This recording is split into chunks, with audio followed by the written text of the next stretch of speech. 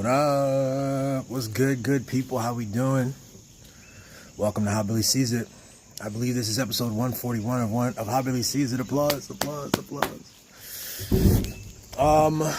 Yeah, yo. It's been a chill day today. It's Monday, start of a new week. I hope your week is starting off great. I wanted to get on very quickly and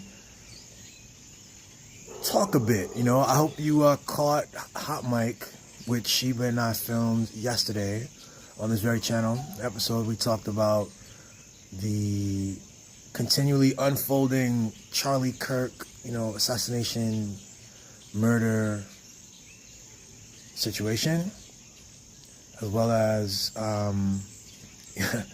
Fox News reporting.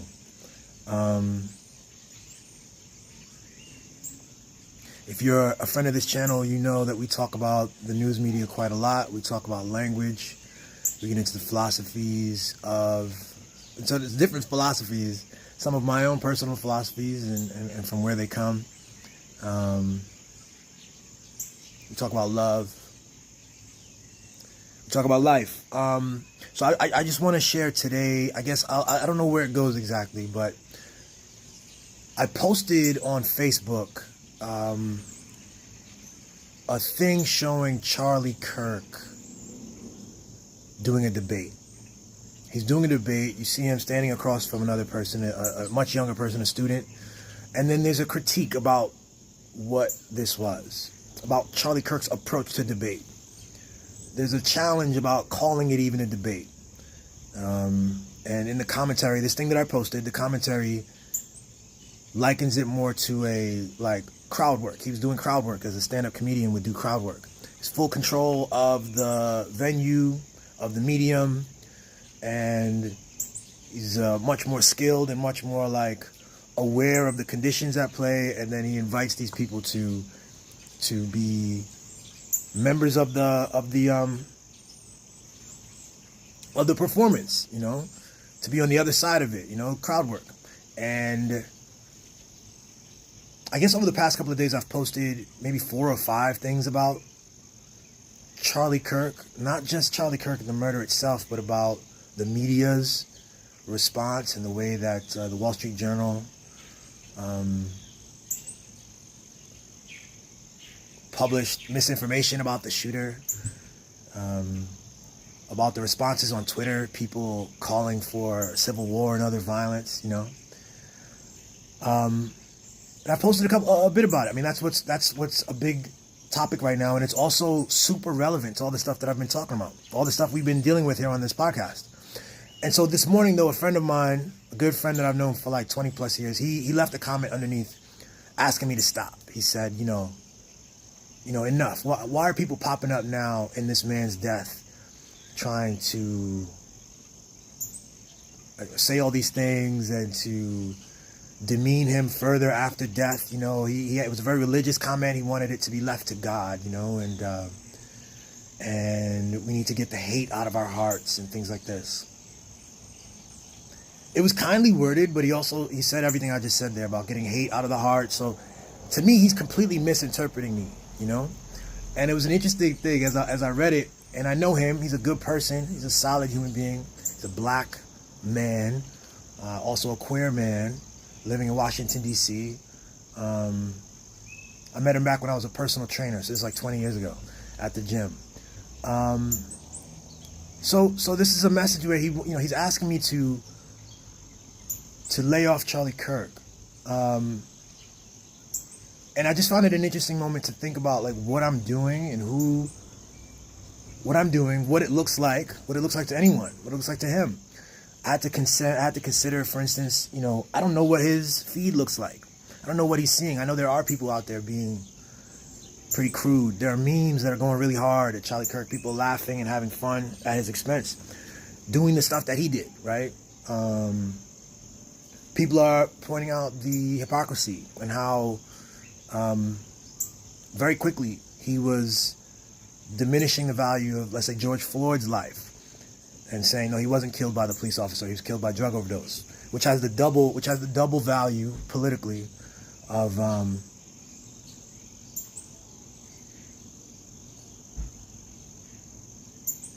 of undermining, the claims of racist policing, the claims of BLM, and also like undermining his character, making George Floyd look like someone who deserves to be killed. He's a drug addict, stuff like this.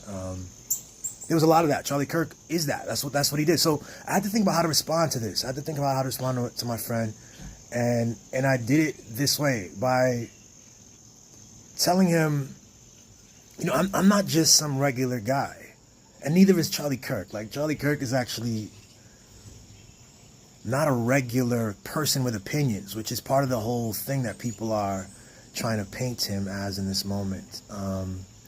He was a political operative, and he was a very shrewd media player and an activist, proudly, who can be attributed for a lot of the success that MAGA had with young people. He developed the messaging, the energy of MAGA, and he did it by developing the in-group of like the white American identity. And he did it against, the way you do that is you contrast it against black American identity and the black discourse and struggle, and against queer people, and certainly against immigrants, and against even women. So that's who he was. He wasn't just some guy. Now that doesn't mean that he deserves that death. He doesn't deserve that death at all. That has nothing that doesn't correlate. I've never said that. You'll never catch me saying that, because that's not what I feel, and it's not anything that I've ever said. But his life is something that we will look at. His life deserves to be looked at, because the game continues. I've been talking about Charlie Kirk's and these other people. Actually, on some level, I let Charlie Kirk pass quite often because he positioned himself more as an activist. If you follow this show, I've been talking about journalism, but this is a space, and I'm talking about journalists, but this space is very murky.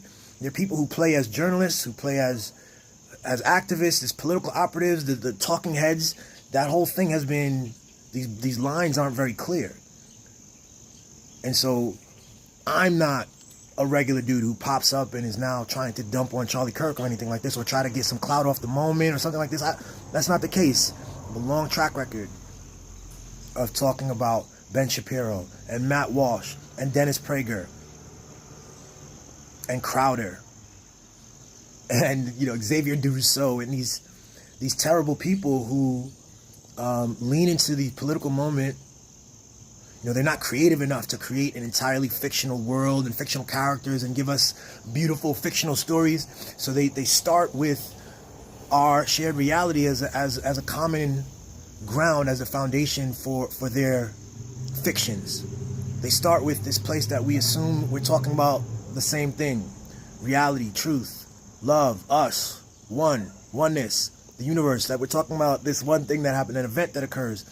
And they come with an intentional lens and aim to corrupt our understanding of the moment, and corrupt our ability to see each other and to understand each other, understand the words that are coming out of our mouths.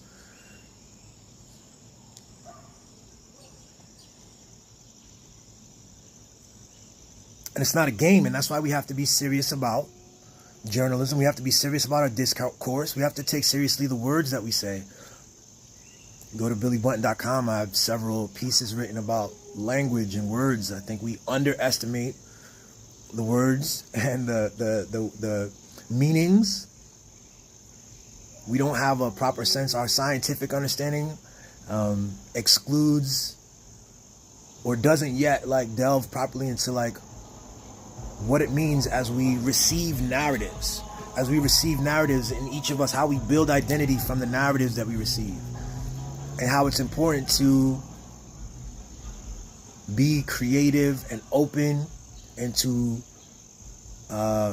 be receptive and say yes to new narratives as you arrive at them, as you meet new people and exchange with new ideas and new cultures and new perspectives. So that's not what Charlie Kirk was about, though. See, that whole premise there, what I'm describing about oneness is counterproductive to the right-wing person. Right-wing, their language, their movement, the MAGA movement, and before them, right-wing at this point in time, and most of the time, this is the difference between left and right-wing, if you ask me, the best expression of a difference, because it's not, at this point, it's not tethered to any sort of like coherent political reality. It's not like, oh, there was a time, I think, where the left, you knew exactly what you were talking about, and the right, but you don't. And so you don't, you just don't.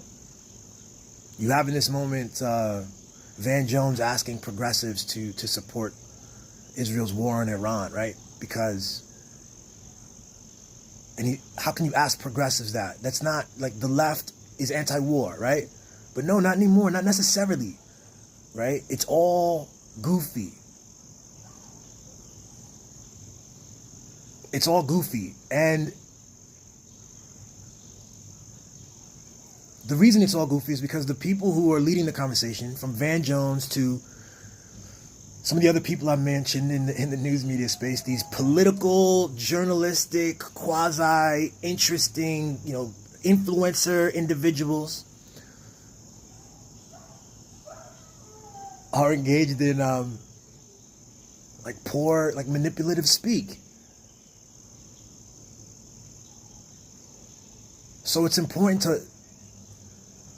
to talk about that, and I tried to point out to him, my friend, I know that he's a queer person. Like, this guy thought that you were evil. This guy propagated that you were evil. If you weren't Christian, he tweeted just recently, a couple of weeks ago, he was saying, Islam is the sword at the neck of America. Why? Oh, because he's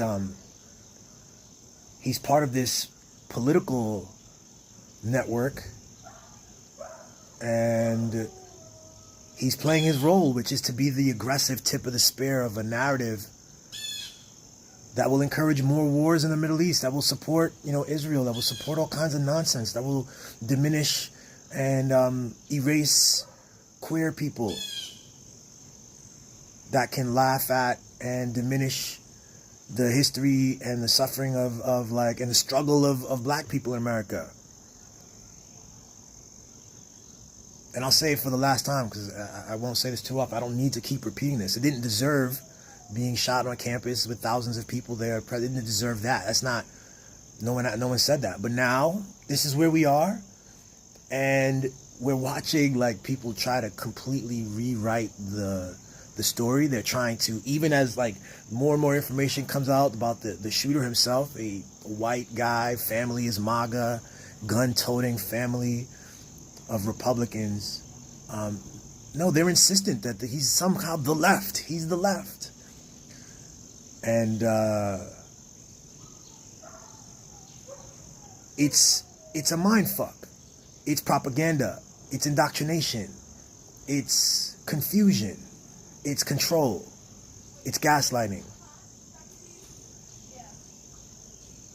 And we have to have control of our conversations. We have to actually make the words meaningful. We have to actually mean what we say. We have to be having genuine conversations instead of all those things I just said. So this work continues. I was doing this work for years while the guy was alive. And I'll continue it because Turning Points doesn't go anywhere. Trump isn't going anywhere. These other people, Ben Shapiro and them, are not, they're just going to keep doing what works to get the results that they want. And so we have to be vigilant. We have to just develop our discernment,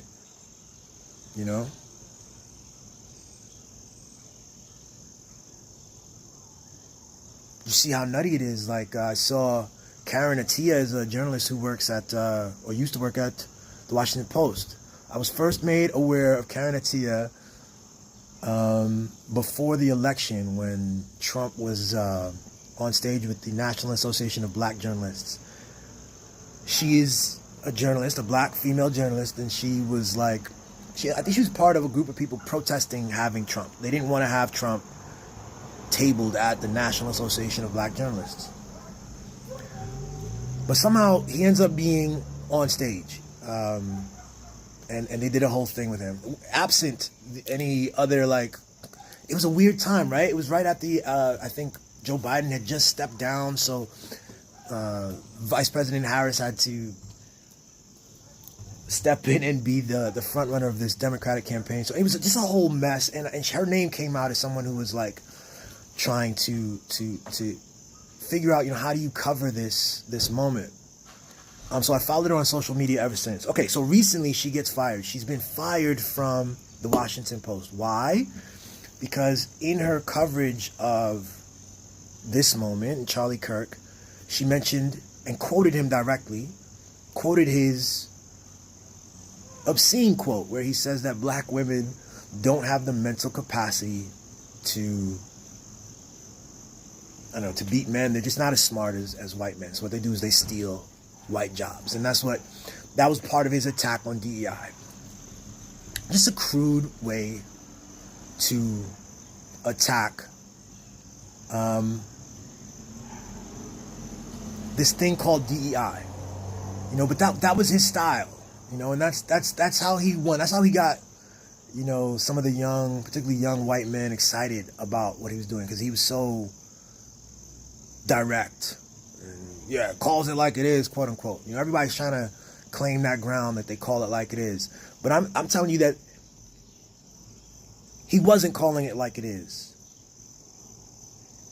I'm telling you that he was an operative who called it as his bosses told him to call it. He's on camera smiling after he says, in the last couple of years, he said, the Palestinians aren't real. As a people, they don't exist, right? Netanyahu, Israeli talking point, Zionist talking point, with the effort to, because that's part of that political, like that was his job. You know what I'm saying? And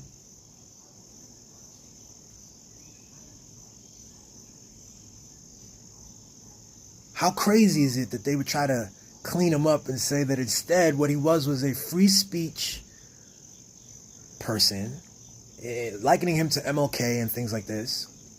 But back to Karen Attiah. Karen Attiah gets canceled because she quotes him and says that there's something wrong with the quote. And so they said it was offensive and she needs to, she gets fired. Elon Musk is on Twitter, the news organization that he owns, the news social media organ that he owns. He's on Twitter saying the left is murderous, the left is trying to kill us all. Who's us, by the way, right? He's talking about white people for the most part. He's built that up. He's built that understanding of what us is.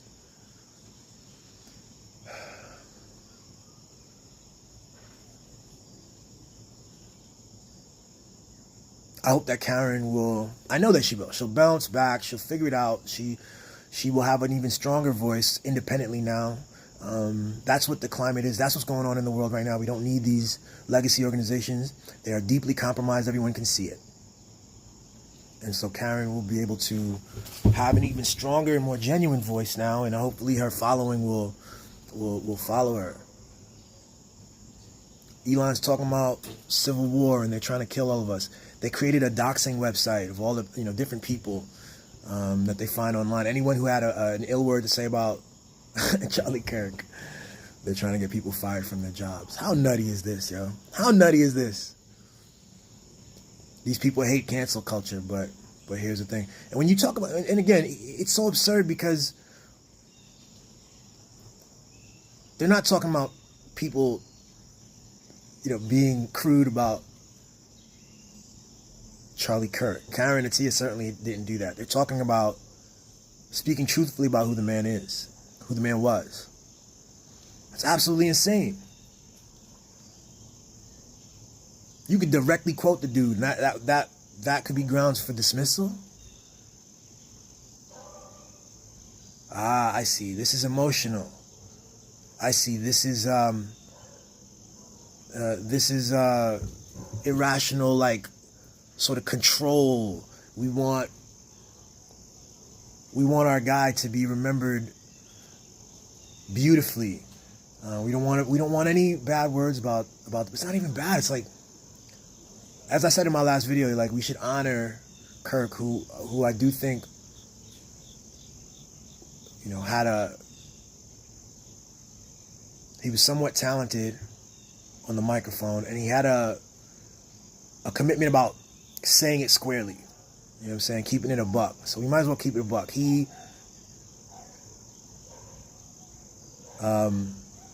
intentionally created narratives of exclusion. And he did it daily, and he posted 20 times a fucking day on Twitter. And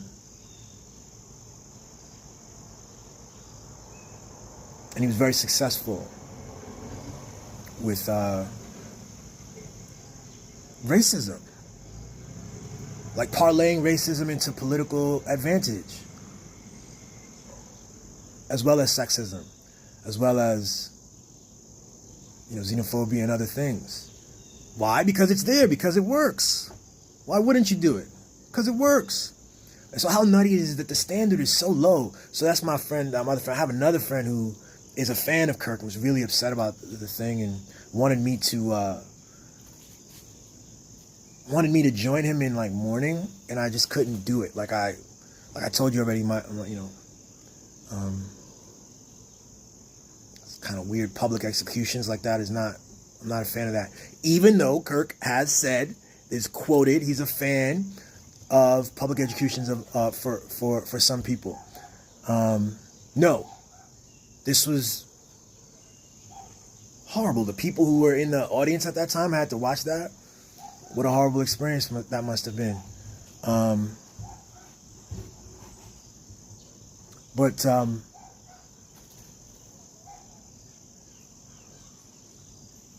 how nutty that they would require you to join in their language. I have to mourn a guy who thinks that he's smarter than me because his skin is whiter. Or he would assume it. He just assumes it. See, that's the other thing I said too. I don't actually think he was racist in that way. Or what I want to say is not racist. I don't think he was traditionally racist. I think that, you know, because the way I used to read about racism in the history books, and I you know, you get this sense of this hatred for skin color or something like this, and I think it was much more career oriented, you know, just, I think he teams up with Ben Shapiro, who's more in the journalist space, he's more in the political operative space, and they attack certain things with tactical precision, effort, intentionality. It's not a hateful thing. It's not hateful. It's not like a driven, irrational hatred. It is political expedience. It was political expedience is why he said those things about Palestinians and why he was okay with Palestinian children being burned alive, writhing in pain without anesthesia. He was like, oh, it's okay. And vote Republican. That's all he cared about. And now the gambit is that you can't talk about that. You can only mourn. How interesting in this free country of ours. And as I've said several times, it's not new. I think that Charlie Shapiro and others are only the modern versions of something that's long existed across many plots of land, I'm sure, not just in the United States, but the United States has a very unique and specific kind of, because of our commitments to free speech, beautifully, because of our commitments to free speech more than any other country, I think, in the world, I think, we have this Samuel Cartwright from the 1850s these people, these powerful people, particularly if you're a white man, you can build a name and build an empire and become very wealthy and very famous through supporting notions of a certain kind of like heteronormative whiteness and Americanness, and defining it in such a way that removes other people. So Samuel Cartwright did it at a time when slavery was okay. Samuel Cartwright did it at a time when it was okay to say straight away, you know, the worst things, to whip and kill and trade and buy and sell and breed black people. Samuel Cartwright existed at that time and created a framework that justified all of it. Created language and narratives and frameworks to justify all of it. That's not the time we have now. That's not the time that Kirk grew up in. Thankfully, thank God. Thank all of us. Thank the ancestors. Thank the movements, the energy, the efforts, the rise, the risen awakeness about like our human condition. You can't justify that. You can't, in America, you can't talk about some of those things I just talked about and then have a political career. But what you can do, and what Kirk did do, is you can push the envelope. You can be of the same energy as a Samuel Cartwright in a different context. In a 2025 context with Twitter and with Facebook and with YouTube. And you can push the envelope. And you can introduce concepts of eugenics. You can, you know what I'm saying, be an influencer, political operative, journalist, all in one.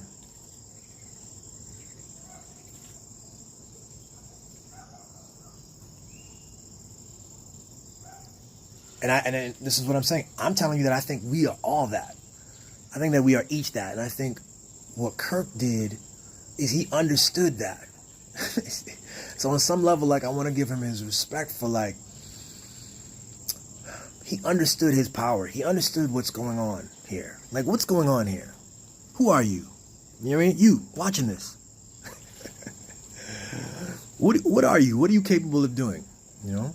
And we'll each have a different story. We'll each have different labels that we might apply to ourselves. And in different contexts. And they'll all be true. They'll all be right. The different labels will be right. But at a very root, powerful root, foundational level, we are all powerful people who are journalists, artists, creatives, political operatives. You know, it's just who we are. People are like, but you don't want to do that. People want to, no, I'm not political. Yes, you are. Everything's political. What are you talking about? I'm not an artist. Yes, you are. I'm not creative. Yes, you're creating stuff all the time. You're accepting things and you're creating stuff all the time.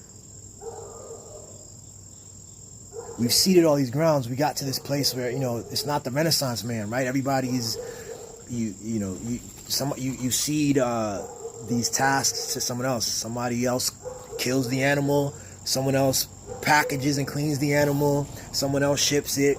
Someone else packages it and put it on the shelf, and then you got to eat it. And so you get this luxury. Oh, you're just the eater.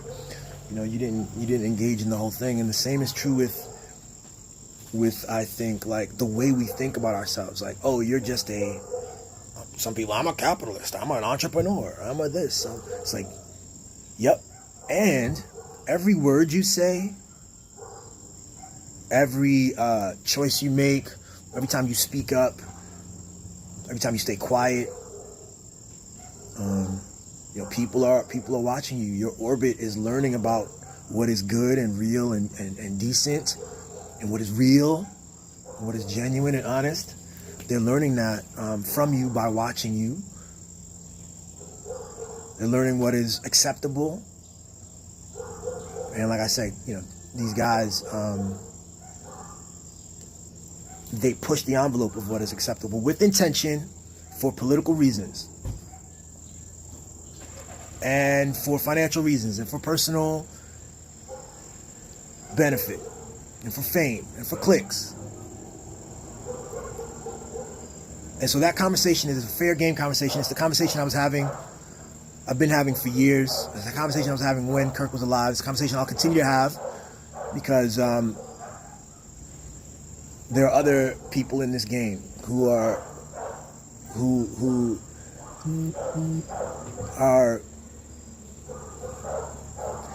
strangling our ability to just see each other and be and to enjoy and to coexist in a much more peaceful existence, you know, rather than an existence that is like exploiting difference, you know.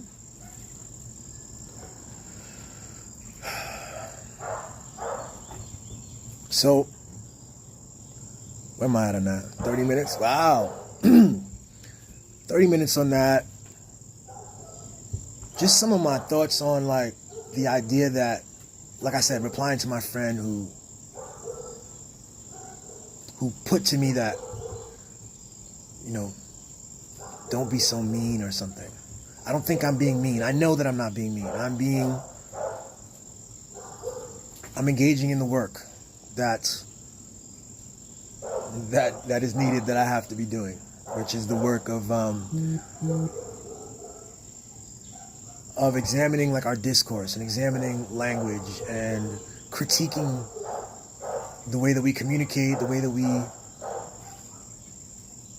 and particularly, you know, the highest levels, the media conversation, and giving us the tools to like be more discerning and more confident in our own assessments, our own language, our own words, confident in our own being. We don't have to rely on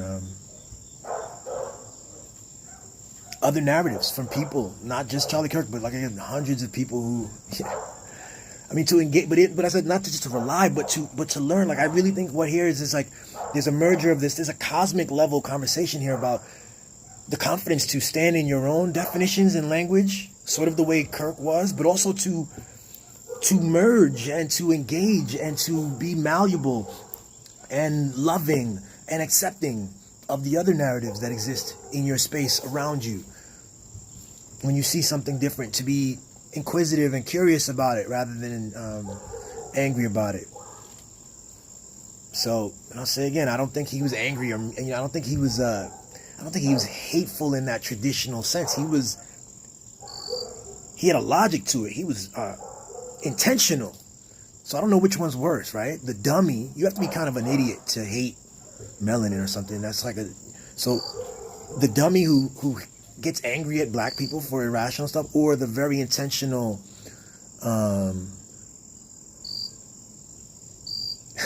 manipulator of language who plays with race for gain. Like, which one's worse? You tell me. But in either case, we can have a better conversation. We don't have to have these conversations any longer. We no longer have to rely on like platforms that we don't have control over.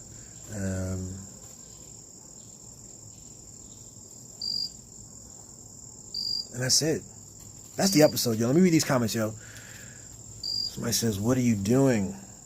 For God so loved the world that he gave his only begotten Son, that whosoever believeth in him shall not perish but have everlasting life." John 3:16. Thank you. Big up from French military, sir. Okay. Sheba says, "When the wicked perish, there is no jubilation." Proverbs 11:10. Karen is free now. The post was blocking her blessing. She literally used his own words. His words are inappropriate. Exactly. I can't see that bottom one, babe. I gotta lift up the chat thing. All right, that's the episode, yo. Thanks for tuning in.